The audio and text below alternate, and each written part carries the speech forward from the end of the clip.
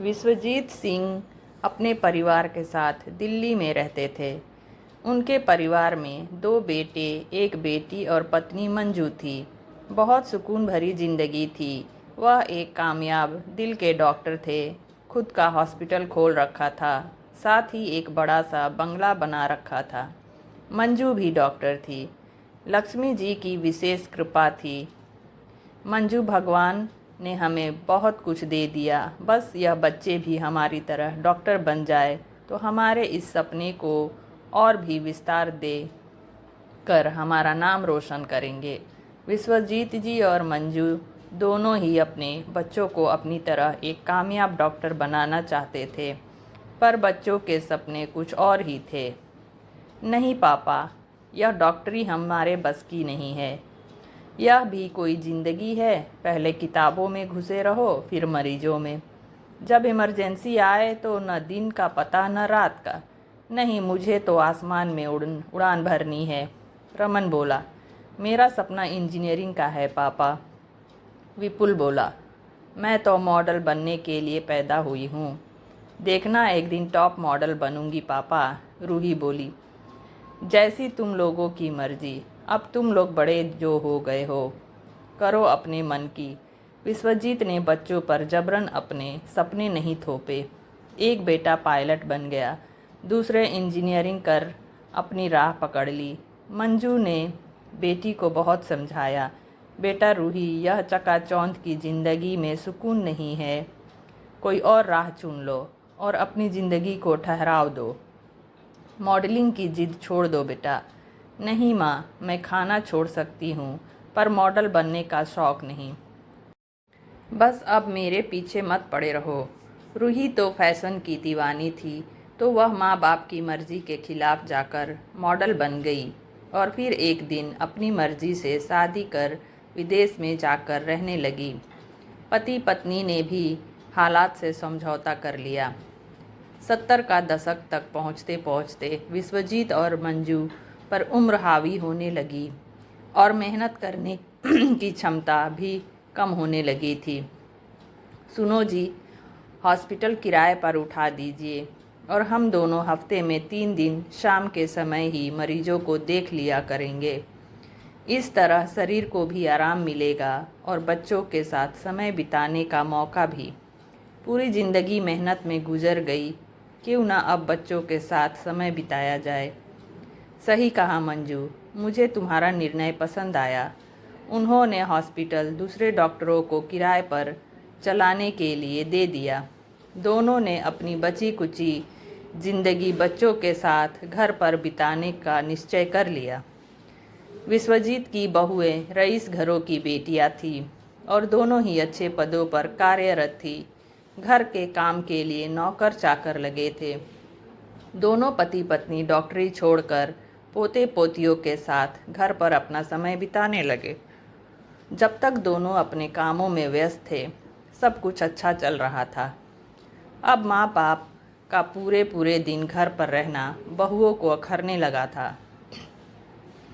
बस यहीं से परिवार में छुटपुट कलह की आवाज़ें आने लगी। दीदी, आपको नहीं लगता मॉम डैड बच्चों को हमसे दूर कर रहे हैं?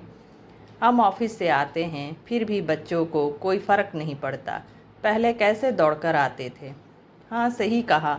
अब 2 घड़ी आराम से बैठो तो बहू कैसी रही दिनचर्या, क्या क्या किया आज। अब यह भी कोई बात है? आज़ादी से सांस लेना भी मुश्किल हो गया है। विश्वजीत और मंजू सब सुनकर भी शांति से सब अनदेखा कर रहे थे। उन्होंने धीरे धीरे बच्चों और बहुओं से दूरी बना ली और अपने कमरे में सिमट गए। मंजू मन ही मन दुखी होती, पर खुश रहने का दिखावा करती रहती।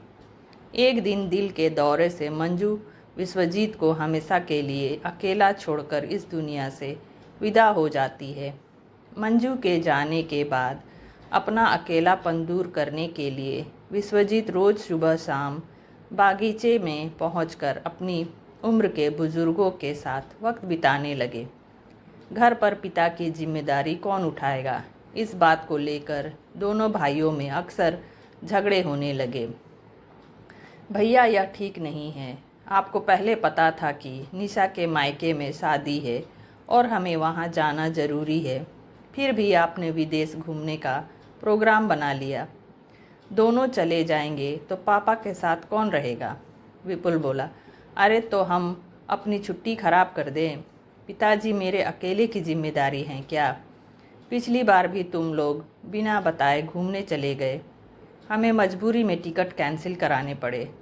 रमन गुस्से में बोला। तो चले जाओ ना, वैसे भी नौकर चाकर हैं तो फिर हम क्यों अपने शौक छोड़ें? विपुल बोला। अब दोनों बेकार ही झगड़ा कर रहे हो। डैड को बोलो अब प्रॉपर्टी का बंटवारा कर दे, उसके बाद उन्हें वृद्धाश्रम भेज देते हैं। वैसे भी घर पर रहते हैं तो कमरे में बंद रहेंगे या बाहर हम उम्र के लोगों के साथ। इससे तो बेहतर है कि वो उनकी ज़िंदगी जिए, हम हमारी। क्यों भाभी? निशा की बात का सबने समर्थन किया। रात को खाना खाने के बाद विश्वजीत से रमन ने जो कहा वो सुनकर विश्वजीत की आंखों में नमी तैरने लगी। उन्होंने कभी सपने में भी नहीं सोचा था कि उनके बच्चे उनके साथ ऐसा व्यवहार करेंगे। उस समय उन्होंने ज़्यादा कुछ नहीं कहा, बस इतना बोले, ठीक है, जैसी तुम लोगों की मर्जी। मुझे 1 महीने का समय दो, फिर मैं अपना निर्णय बताता हूँ। उस दिन से विश्वजीत रोज़ सुबह नाश्ता कर घर से निकल जाते और रात को देर कर आते थे। उन्होंने घर पर खाना खाना बंद कर दिया। किसी के किसी भी सवाल पर जवाब दिए बगैर अपने कमरे में चले जाते थे। 1 महीना पूरा हो गया। विश्वजीत ने रात खाने के वक्त बेटों और बहुओं को सुबह 10 बजे नाश्ते की टेबल पर मिलने को कहा। कल सुबह ठीक 10 बजे सब यहीं मिलना, मुझे वसीयत की घोषणा करनी है, सो वक्त पर मौजूद रहना। इतना कहकर वह सोने के लिए अपने कमरे में चले गए। बधाई हो भैया, फाइनली पापा ने चुप्पी तोड़ी। मुझे तो लग रहा था कि उन्होंने हमारी बातों को हवा में उड़ा दिया। सही कहा विपुल, मुझे भी यही फीलिंग आ रही थी। चलो देर से ही सही, पर उन्होंने फैसला तो लिया। मुझसे तो अब सुबह होने का इंतज़ार करना भी मुश्किल हो रहा है। चलो सुबह जल्दी उठना है। Good night. बच्चे वसीयत के सुनहरे सपनों में खो गए कि कल किसके हिस्से में क्या आने वाला है। सुबह का वक्त सब वक्त से पहले हाजिर थे। सबकी निगाहें विश्वजीत के कमरे की ओर थी। सबके चेहरे पर खुशी की झलक दिखाई दे रही थी। वकील साहब के आगमन के साथ ही इंतज़ार की घड़ियां खत्म हो गई। भैया वकील साहब, विपुल ने इशारा किया। हाँ, चुप बैठे रहो। आइए अंदर आइए, रमन ने आगे बढ़कर कहा। जया, वकील साहब के लिए चाय बना कर लाओ। नहीं, उसकी कोई ज़रूरत नहीं है, मैं घर से चाय नाश्ता करके आ रहा हूँ। तुम लोग मेरे लिए तकलीफ़ मत करो, वकील साहब बोले। 10 बजने में 5 मिनट बाकी थे। यह पापा भी इतनी देर क्यों लगा रहे हैं? विश्वजीत के आने में देरी से विपुल मन ही मन बड़बड़ा रहा था। थोड़ी देर में विश्वजीत भी आ गए वकील बाबू, कुछ चाय पानी मंगाऊं या पहले वसीयत का कार्य हो जाए? पहले यह काम हो जाए विश्वजीत अंकल, फिर देखते हैं। पापा ने आपको घर भी बुलाया है। वकील सुमेर विश्वजीत के दोस्त का बेटा था। वसीयत में क्या लिखा गया उसकी घोषणा होने लगी। फिर वकील साहब ने एक एक शब्द के साथ बेटे और बहुओं के पैरों के नीचे से जमीन सरकने लगी। घोषणा इस प्रकार थी। विश्वजीत सिंह ने पूरे होशो हवास में अपने चल अचल संपत्ति का आधा हिस्सा वृद्धा आश्रम चलाने वाली संस्था को दान में दे दिया है और इस घर को खाली करने का तुम लोगों के पास 1 महीने का वक्त है। 1 महीने बाद संस्था यहाँ वृद्धा आश्रम चालू करेंगी। विश्वजीत अपने दोनों बेटों से बोले, तुम लोग यही चाहते थे ना, मैं अपनी संपत्ति का बंटवारा करके वृद्धा आश्रम में जाकर रहूं। तो लो, मैंने तुम लोगों की इच्छा पूरी कर दी। अब मैं वृद्धा आश्रम में रहूंगा, पर कहीं और नहीं। वृद्धा आश्रम तो खुद मेरे घर में ही रहेगा। हॉस्पिटल से आने वाले किराए से इन लोगों का मुफ्त में इलाज होगा। अब मैं मेरी दुनिया में खुश और तुम तुम्हारी दुनिया में। बस मैं कुछ और नहीं बोलूँगा। तुम जैसी औलाद के लिए यह सबक ज़रूरी है। जाओ और अपने जाने की तैयारी करो। तो फ्रेंड्स, यह कहानी आपको कैसी लगी? मिलते हैं नेक्स्ट वीडियो में।